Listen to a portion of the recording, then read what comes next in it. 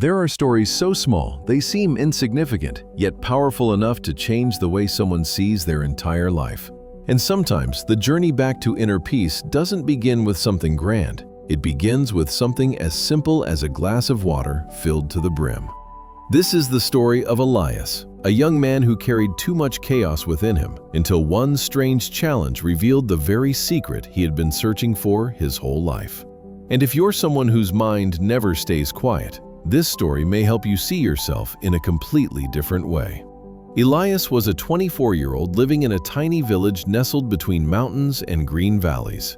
From the outside, his life looked perfectly ordinary. He woke up every morning, did familiar chores, chatted with a few old friends, then returned to his small home. But anyone who looked closely into his tired eyes could sense one thing: Elias's mind had never rested. Inside him was an endless whirlwind of old memories, new worries, unanswered questions, and emotions he never managed to put down. He would stay up late because his head refused to be silent, then wake up feeling heavy, as if he had run through an exhausting dream. Some days he sat by the stream for hours, hoping the sound of flowing water could soothe his heart. But the water only passed by while his thoughts kept echoing. One evening, as Elias sat outside his door, he overheard elders talking about an old man who lived deep in the northern mountains. They said he used to be a renowned psychologist who helped countless people escape emotional suffering. In his old age, he left the city and chose a peaceful place to spend the rest of his life, occasionally guiding those who truly needed healing. Elias barely slept that night. Amid the exhaustion of his tangled thoughts, one idea rang louder than all the others. I have to go. If there's even a glimmer of peace out there, I need to find it. And before we go deeper into this story, if your mind has ever felt too loud and you long for quiet, stay with Elias until the end. You might find the missing piece you've been looking for.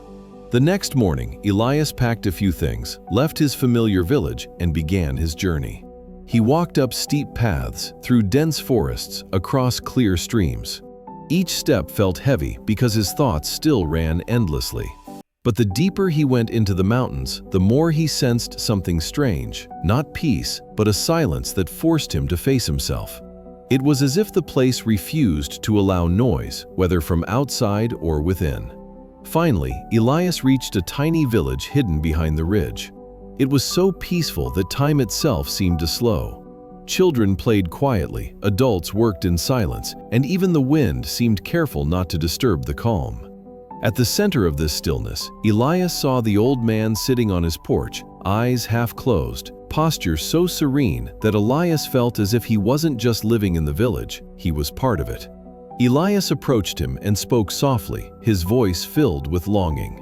"Sir, my mind is never still. I think too much and I can't control it. I want to find peace. What should I do?" The old man opened his eyes. One look was enough for Elias to feel seen, completely, deeply, as if the old man had understood all the exhaustion he carried. But the old man offered no comforting words, no philosophy. He simply stood up and gestured for Elias to follow. He led Elias to a small yard behind the house where there was only an old wooden table. He took a glass and filled it with water.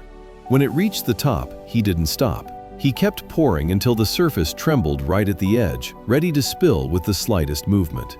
He handed the glass to Elias and said, "Take this to the stone gate at the end of the village and come back.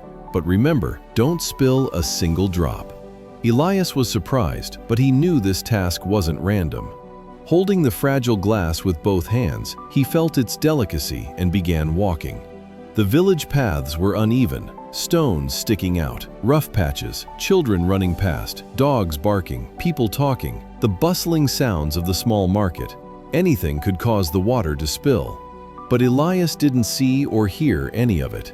His entire focus was on the trembling water in his hands. Every step slowed down. Every movement was deliberate. He forgot where he was. The only thing that existed was the glass he needed to keep still. When he returned, he sighed in relief. "I did it. Not a single drop spilled." The old man didn't look at the glass. Instead, he asked, "On your way, did you see the children playing under the tree?" Elias hesitated. "No, I didn't notice." Did you hear the dogs barking near the gate? Elias shook his head. No. What about the voices, the market sounds, the wind, footsteps? Elias suddenly understood. No, I didn't hear anything. I was only focused on the glass. The old man smiled, the smile of someone watching a seed finally sprout. Elias, he said, this is what your mind has forgotten. You suffer because your mind runs to the past or rushes into the future. It never stays here, in the moment you're living. When you carried that glass, you were forced to be fully present. There was no room for fear, no space for worry. Your mind was exactly where it needed to be, right now. If you're still here with Elias at this point, it means this story is touching something inside you. If it is, feel free to drop a comment or a small like, just enough for the algorithm to know the world still needs healing stories like this. The old man lifted the glass gently and continued. Your thoughts are just like this water. When stirred, they become cloudy and chaotic. But if you let them be, they settle on their own, not because you force them to, but because stillness is their nature. Elias stood in silence, and something deep inside him finally opened. Not a sudden enlightenment, but a quiet release, as if an invisible rope binding him for years had finally loosened. The sun sank behind the mountains, painting the sky with soft orange light. Elias sat beside the old man, listening to the wind, the leaves, and the stillness within himself, the stillness he thought he had lost forever. When he finally stood to leave, Elias bowed deeply. I understand now. Peace isn't something outside. It's always been inside. I just never knew the way back. The old man nodded kindly. Remember, Elias, when you empty your mind of what was and what might be, and keep only what is happening right now, you'll find the peace you've always searched for.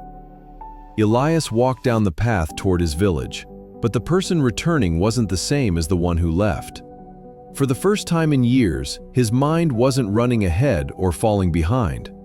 It was walking with him, step by step, breath by breath, moment by moment. And if this story helped calm your mind even a little, feel free to subscribe so you won't miss the next story, one that may find you exactly when you need healing the most. Who knows, maybe our paths will cross again on your next journey to peace.